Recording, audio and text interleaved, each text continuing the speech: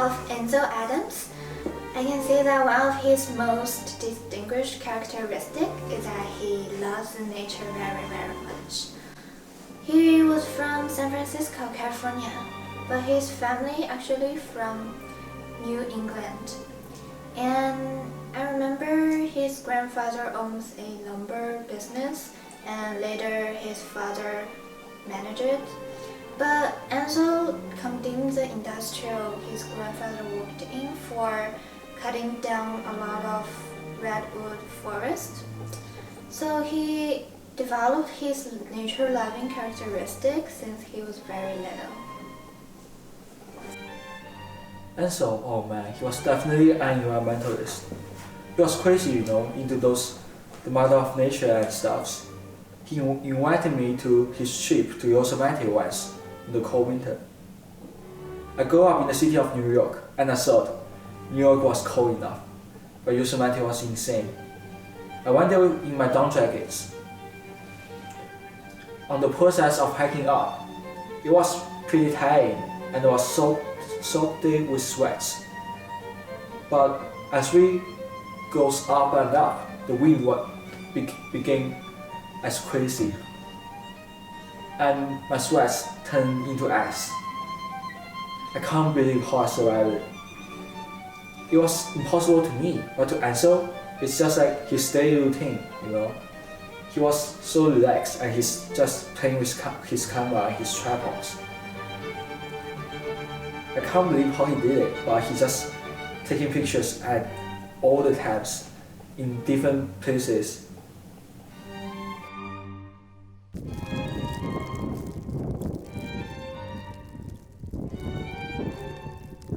So, what was this mysterious force that propels Ansel forwards through the high Sierra Nevada and trudging on hills?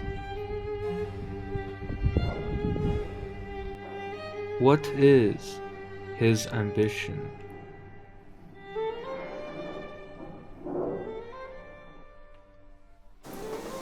When we were young, I remember Ansel was a very hyperactive child and he was prone to sickness. He had a few friends, I remember, and he was dismissed from several private schools due to his restlessness and inactiveness. But eventually he finished his education at Miss Kate M. Wilkins Private School. And also, Ansel had little patience in games or sports, but he enjoyed the nature very much. Also, Ansel's father's business had suffered a significant financial loss, so once he lost all his financial support.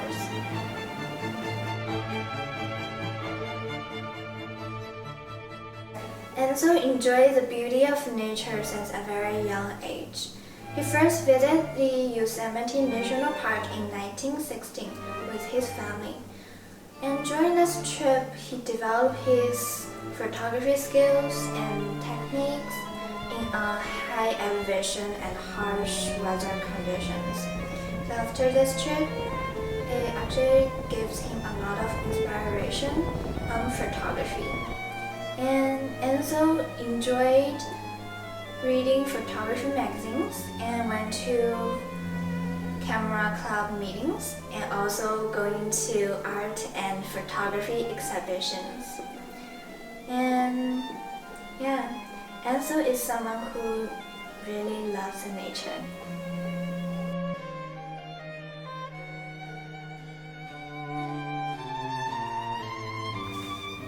Ansel's signature genre is landscape photography, and his style is black and white.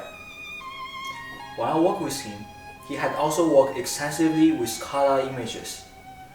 But he said he didn't publish those images because he said he thinks the black and white images express a wider range of broad and expressing tones, while the color images kind of constricted his creativity.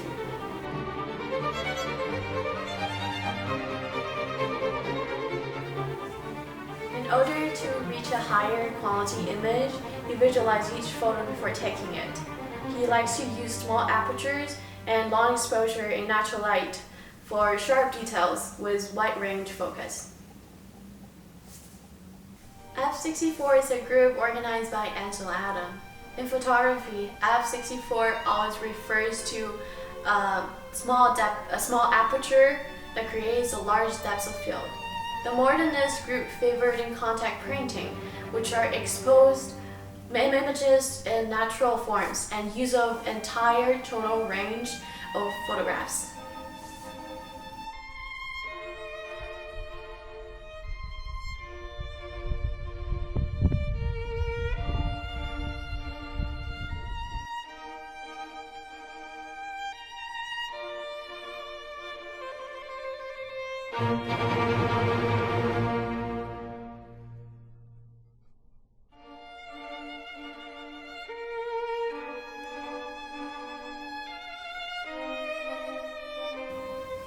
He pioneered a zone system, which is a technique for development and print of negatives.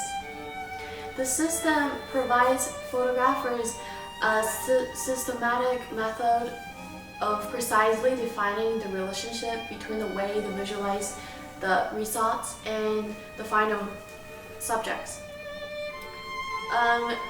It also can use on other kinds of photographies and film works, such as road film, both black and white and color films. Ansel Adams also paints on photographs where he thinks should be darker or lighter compared to real life, so he could depict an accurate color representations.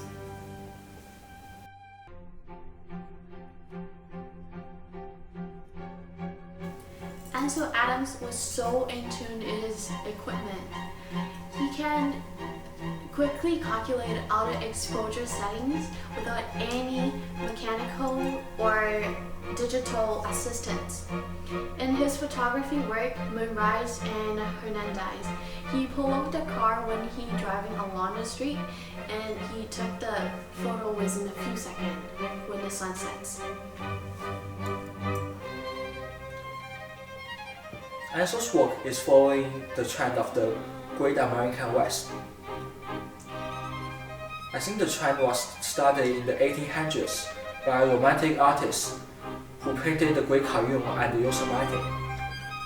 And starting in the 20th century, photographers started going to the American West and take pictures of those crazy environments. But Ansel, he's different. Unlike other photographers who notice at the angles of the set scenes of those crazy places, Adams just go there all the times in different seasons at different times of the day. He's focusing on the atmosphere and lights of those places.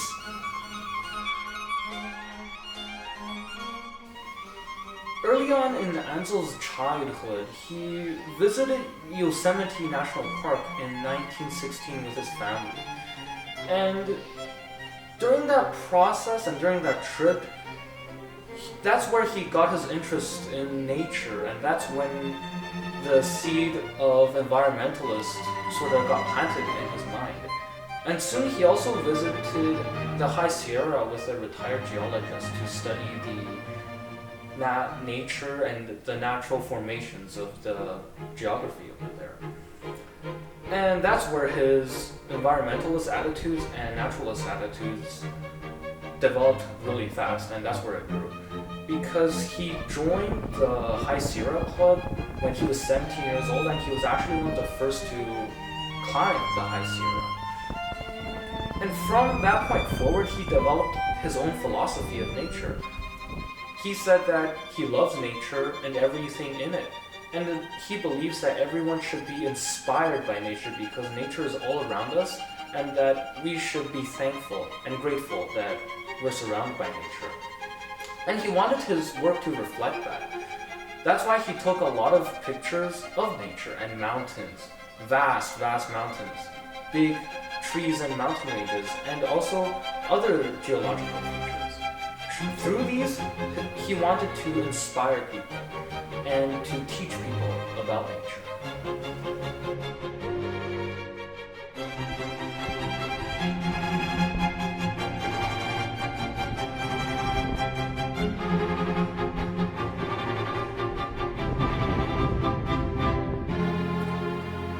Growing up, Ansel could be considered as entitled because his family had a very affluential financial background.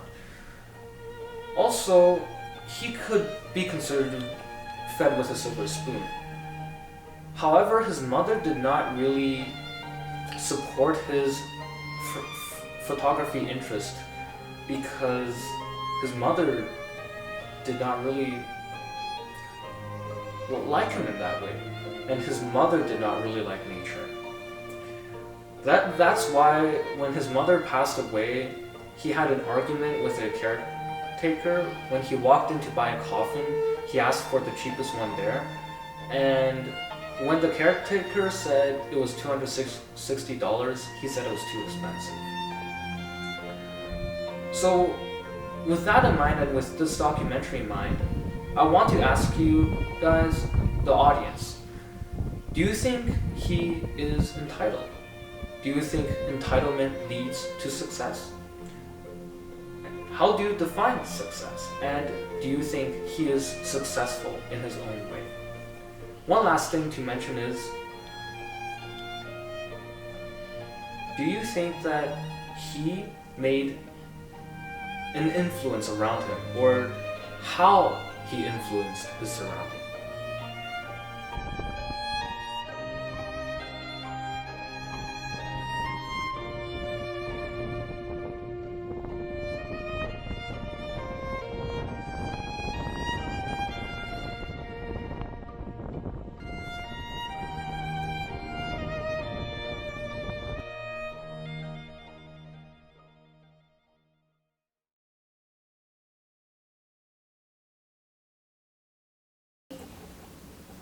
Oh, I'm a gummy bear. Yes, I'm a gummy bear. Oh, I'm a yummy, lucky gummy bear.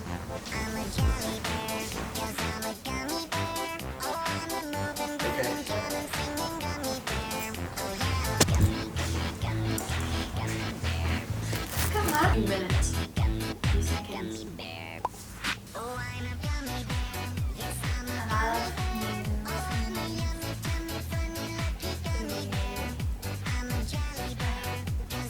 Oh, 我操！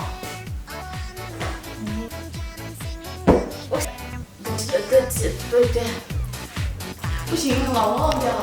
我crazy